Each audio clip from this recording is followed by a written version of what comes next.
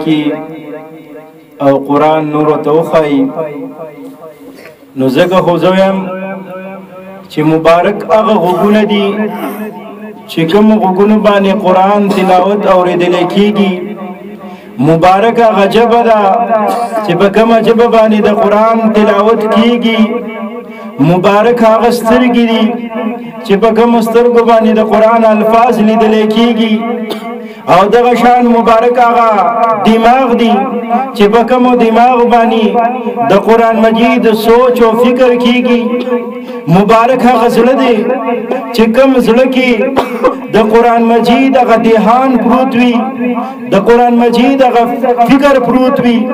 او بیا مبارک هغه لاس دی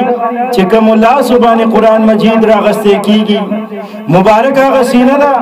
کوم سینه کې چې قرآن مجید پروت وي مبارک هغه خپې دي چې کوم خپو باندې د قرآن تلاوت اوریدلو دپاره د قرآن ښودلو دپاره تګ کیږي یقینا دغه ټول جسم مبارک دی ځکه چې د ده ناسته د ده ولاړه د ده ملاسته ټول د قرآن مجید سره ده مونږ لیدلي دي ډېر زیات واقعاتو کې او اوریدلي م دي چې خلک بېهوشه شي بېهوشۍ کې هغه اثرات په هغه باندې غالب شي کوم چې د ده روزمره معمول وي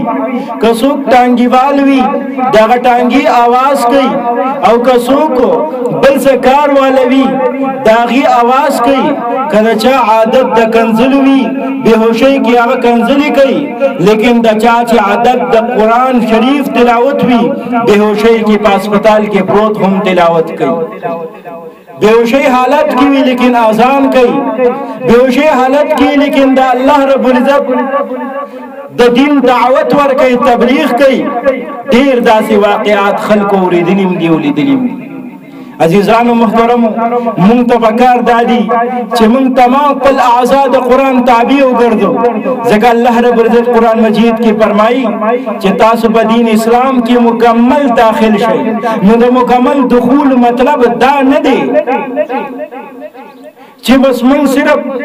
کوم احکامات زمونږ د خواهش مطابق وي هغه به عمل کوو چې کوم زمونږ د خواهش مطابق نه وي هغه به مونږ بلکې د الله رب العزت چې کوم فرمان دی الله رب العزت چې کوم احکامات دي هغه ټول به موږ منو هغه زموږ د خواهش مطابق وي او که نه وي زموږ په زړه باندې باري وي او که سپک وي زموږ په زړه باندې سخت لګي او که نرم لګي زموږ په د بدن آرام دپاره وي او که د آرام دپاره نه وي لیکن د الله احکامات به په هر حالت کې منو نو اوس زه دعوت ورکوم